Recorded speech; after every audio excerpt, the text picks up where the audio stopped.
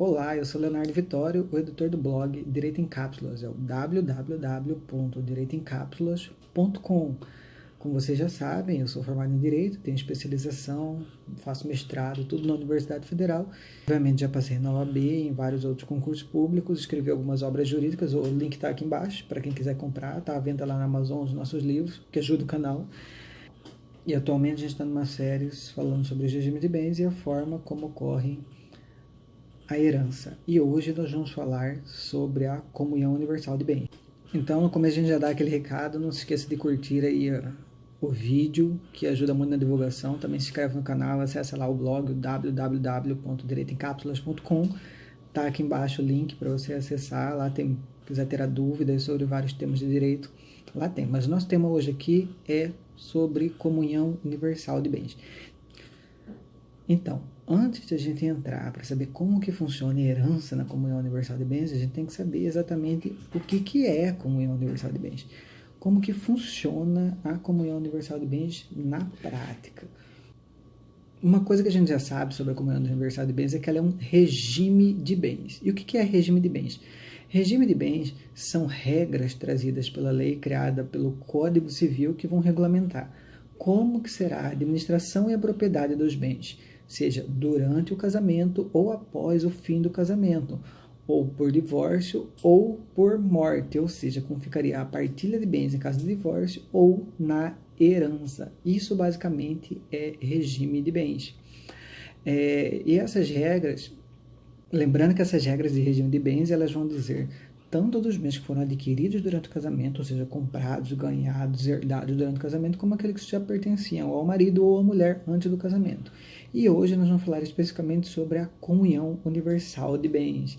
Eu gosto de dizer que a comunhão universal de bens, que é um regime pouco usado hoje, mas muito encontrado entre as pessoas mais idosas, porque na época era o regime legal, é aquele em que todos os bens do casal se comunicam, seja aqueles que foram ganhados durante o casamento, aqueles que foram comprados durante o casamento, aqueles que foram herdados durante o casamento, ou aqueles que já existiam antes do casamento, seja pelo marido ou pela mulher, aqueles herdados, comprados, ganhos por doação, qualquer origem desses bens vai pertencer aos dois. Metade do bem será do homem, metade do bem será da mulher.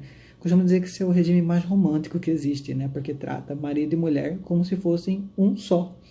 Ao menos quanto ao patrimônio, né? Não é uma só carne, é uma só conta bancária e uma só dívida, obviamente. O artigo 1667 do Código Civil, ele define para a gente o que é o regime da comunhão universal de bens. E lá ele diz o seguinte: o regime da comunhão universal de bens importa na comunicação de todos os bens presentes e futuros dos cônjuges e suas dívidas passivas, com as exceções seguintes. Ou seja, o Código Civil está falando para a gente o quê?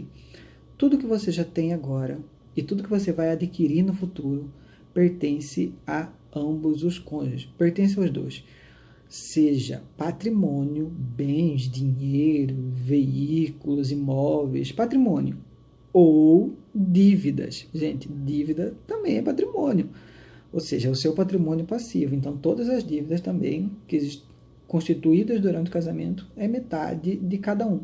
Mas, como a própria lei disse, tem exceções. Não é tudo que se comunica. Então, vamos ver exatamente o que pertence, metade para o marido, metade para a mulher, e o que não pertence.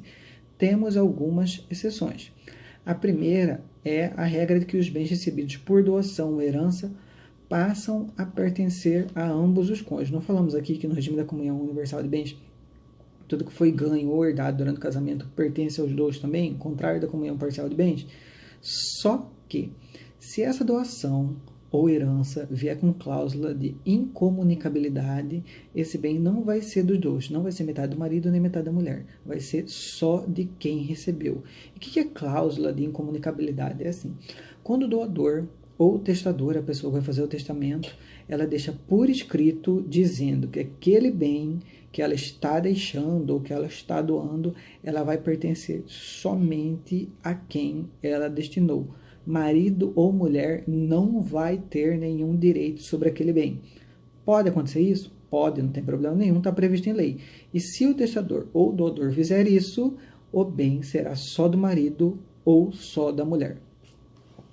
A nossa segunda exceção são os bens recebidos em fideicomisso. É uma palavra feia, que é um instituto muito do estranho em direito também, que quase não existe. Em muitos anos que eu trabalho na área de direito das sucessões, que vê sobre a herança, eu só vi isso acontecer uma vez, galera. Mas vamos lá. Fideicomisso, ele é quando você recebe um bem por herança, se obrigando a repassar esse bem para uma outra pessoa, caso ela venha a nascer em determinado tempo. Exatamente. Ou você recebe por testamento, por exemplo, uma casa. Aí o testador fala, ó, você vai ter direito a essa casa, mas se o meu neto nascer daqui a um ano, você tem que passar a casa para o meu neto. Tranquilo? Tranquilo. Pode fazer isso? Pode fazer isso. Acontece normalmente? Não. Quase nunca acontece, mas tem a previsão na lei, a gente conta aqui para vocês. A nossa terceira exceção são as dívidas, porque as dívidas, durante o casamento, metade de cada um. Metade da dívida do marido, metade da dívida da mulher, independente se está no nome só de um ou do outro. Mas as dívidas anteriores ao casamento pertencem só a quem fez a dívida, só o marido ou só a mulher, salvo se essa dívida foi feita nos preparativos para o casamento ou para a festa, ou seja, pegou um empréstimo aí para dar aquela festa de romba, então a dívida é dos dois. Ou se o proveito da dívida foi comum, por exemplo, um dos dois pegou um empréstimo para comprar um carro e esse carro foi usado pelo marido e pela mulher durante o casamento. Houve um proveito comum de ambos os cônjuges, então a dívida também vai ser metade para cada um.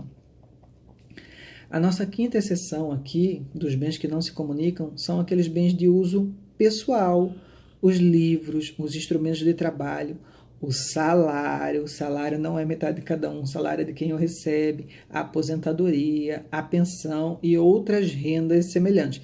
Lembrando que salário, ele só vai ser individual quando você recebe. Se você deixa no banco ele rendendo, aí vai passar a ser dos dois. Rendeu dinheiro, os juros, inclusive, são dos dois. Tem essa exceção, porque os frutos dos bens que são individuais pertencem aos dois. Por exemplo, alguém recebeu simplesmente um imóvel em doação com aquela cláusula de incomunicabilidade. Se esse imóvel tiver alugado, o valor do aluguel pertence aos dois. O imóvel, se foi a mulher que recebeu, é só dela, mas o aluguel é metade da mulher, metade do marido.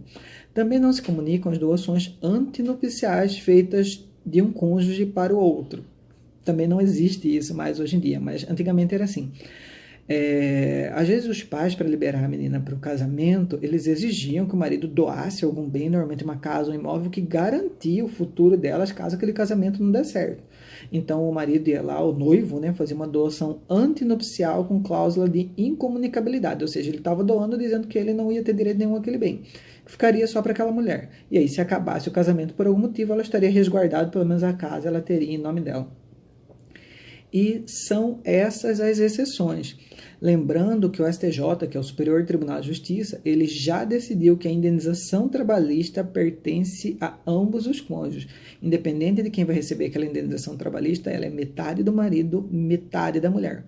Fácil, né, gente? Então, esse aí é o regime da comunhão universal de bens. Só lembrando, todo o patrimônio é comum, independente se é no nome do homem, no nome da mulher, se foi comprado antes do casamento, se veio depois do casamento, seja comprado por doação e por herança, salvo as exceções que a gente acabou de comentar. No próximo vídeo, a gente vai falar sobre a herança no caso da comunhão parcial de bens e também na comunhão universal de bens. Vamos começar a tratar sobre a herança. Então, manda suas dúvidas aqui embaixo. Deixa aí como você quer que a gente fale de herança, com a divisão de bens, uma determinada quantidade de patrimônio que a gente comenta aqui. Ou manda dúvida direto lá no nosso blog, www.direito em cápsulas, e acessa lá, tem esse tema, tem muitos outros, muita coisa interessante sobre direito que vai fazer diferença na sua vida. E muito obrigado, até o próximo.